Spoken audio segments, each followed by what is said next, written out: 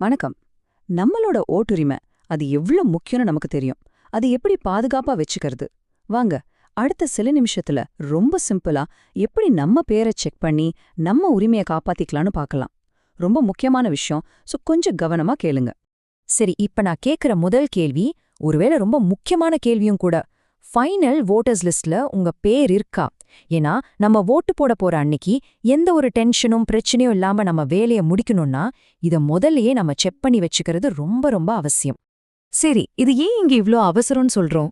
எதுக்கு இப்பவே செக் பண்ணணும்? யோசிச்சு பாருங்க.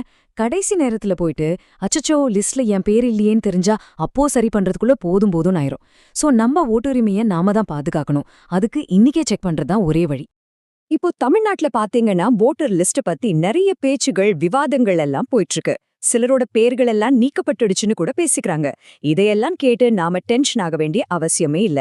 அதுக்கு பதிலா இந்த மாதிரி ஒரு சூழ்நிலையில நாம என்ன செய்யணும்னு தெளிவா பார்க்கலாம். இந்த மாதிரி வர்ற செய்திகள்லாம் உண்மையா பொய்யான்னு நாம ஆராய்ச்சி பண்றதை விட நம்ம கையில என்ன இருக்குங்கிறது தான் இங்க முக்கியம். ஒரு பொறுப்பான குடிமகனா நம்மளோட முதல் வேலை என்ன தெரியுமா? நம்ம பேரை அந்த லிஸ்ட்ல இருக்கா இல்லையான்னு நாமளே ஒரு தடவை செக் பண்ணிடுறது தான். பாருங்க, இது நம்ம உரிமையை காப்பாத்திக்க நாம எடுக்க போற ஒரு சின்ன ஆனா ரொம்ப பவர்ஃபுல்லான ஸ்டெப். அப்படியே ஒருவேளை உங்க பேரு லிஸ்ட்ல இல்லனாலும் கொஞ்சம் கூட பயப்படாதீங்க, டென்ஷன் ஆகவே வேண்டாம். அதை சரி பண்றதுக்கு ஒரு சிம்பிளான 4 ஸ்டெப் பிளான் இருக்கு. அந்த 4 ஸ்டெப்பையும் எப்படி ஃபாலோ பண்ணலான்னு இப்போ ஒன்னொன்னா பார்க்கலாம் வாங்க. பாருங்க, இது ரொம்பவே ஈஸி. ஸ்டெப் 1, உங்க பேர் லிஸ்ட்ல இல்லன்னு தெரிஞ்சதும் முதல்ல எலெக்ஷன் கமிஷன் ஆஃப் இந்தியாவோட அஃபிஷியல் வெப்சைட்டுக்கு போங்க. அங்க போய் ஒரு கம்ப்ளைண்ட்டை ஃபைல் பண்ணுங்க. ஸ்டெப் 2, நீங்க கம்ப்ளைண்ட் பண்ண உடனே உங்களுக்கு ஒரு கம்ப்ளைண்ட் ஐடி, அதாவது புகார் எண் கிடைக்கும். இது ரொம்ப பத்திரமா நோட் பண்ணி வச்சுக்கோங்க. ஸ்டெப் 3, கம்ப்ளைண்ட் பண்ணதோட நிக்காம அதே வெப்சைட்ல புதுசா ஓட்டு சேர்க்கறதுக்கான ஃபார்ம் 6 ஃபில் பண்ணிடுங்க. அண்ட் கடைசியா ஸ்டெப் 4, உங்க அப்ளிகேஷன் வெரிஃபை ஆனதும் உங்களுக்கான புதிய டிஜிட்டல் ஓட்டர் ஐடி, அதாவது இஇபிஐசி உங்களுக்கு கிடைச்சிடும். அவ்வளவுதான். சரி, இந்த இசிஐ போர்ட்டல்னு சொல்றோமே, அது என்னது? அது வேற ஒன்னும் இல்ல, இந்திய தேர்தல் ஆணையத்தோட ஒரே ஒரு அதிகாரப்பூர்வமான வெப்சைட் தான். அட்ரஸ் நோட் பண்ணிக்கோங்க, voters.eci.gov.in. இல்ல இன்னும் சிம்பிளா வேணும்னா உங்க போன்ல வோட்டர் ஹெல்ப்லைன் அப்படின்னு ஒரு ஆப் இருக்கு, அதை டவுன்லோட் பண்ணிக்கலாம். ஒரு முக்கியமான விஷயம், வேற எந்த பிரைவேட் வெப்சைட்டையும் நம்பி போயிடாதீங்க. இந்த கவர்மெண்ட் வெப்சைட்ல மட்டும்தான் உங்க தகவல்கள் எல்லாம் பாதுகாப்பா இருக்கும். சூப்பர். இப்போ நீங்க கம்ப்ளைண்ட்டையும் கொடுத்து புதுசா அப்ளிகேஷனையும் போட்டுட்டீங்க. ஆனா வேலை இதோட முடியல. அடுத்தது ஒரு ரொம்ப முக்கியமான ஸ்டெப் இருக்கு.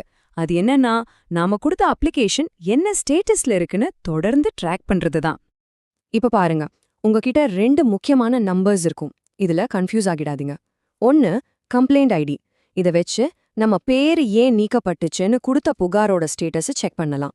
2வது, ஃபார்ம் 6 அப்ளிகேஷன் நம்பர். இத வச்சு புதுசா ஓட்டர் ஐடிக்கு அப்ளை பண்ணோமே அதோட ஸ்டேட்டஸை ட்ராக் பண்ணலாம். ஸோ 2ம் வேற வேற. சரியா பயன்படுத்தணும். நம்ம ஏன் இவ்ளோ விஷயங்கள் பண்றோம்? இதுக்கெல்லாம் அடிப்படை காரணம் என்ன? ஒரே ஒரு விஷயம்தான், நம்மளோட ஓட்டுரிமை. நம்ம ஜனநாயகத்தோட அஸ்திவாரமே இந்த உரிமை தான். அதை பாதுகாக்கிறது தான் நம்மளோட முழு நோக்கமும். இந்த ஒரு வரிய மட்டும் மனசுல நல்லா பதிய வச்சுக்கோங்க. உங்கள் வாக்கு உங்கள் உரிமை. இந்த உரிமையை யாருமே உங்ககிட்ட இருந்து பறிக்க முடியாது. ஆனா அத பத்திரமா பாத்துக்க வேண்டியது உங்க பொறுப்பு, நம்ம பொறுப்பு. அதனால இந்த செஷனோட கடைசில நான் உங்ககிட்ட கேக்குற ஒரே கேள்வி இதுதான். உங்க வாக்க இன்னிக்கே நீங்க உறுதி செய்ய போறீங்களா? தயவு செஞ்சு தள்ளி போடாதீங்க. இப்போவே voters.eci.gov.in வெப்சைட்டுக்கு போங்க. இல்லனா வோட்டர் ஹெல்ப்லைன் ஆப்பை ஓபன் பண்ணுங்க. உங்க பேர் இருக்கான்னு ஒரு நிமிஷம் செக் பண்ணுங்க. ஏன்னா உங்க வாக்கு உங்க உரிமை. அதை இன்னிக்கே பாதுகாத்திடுங்க.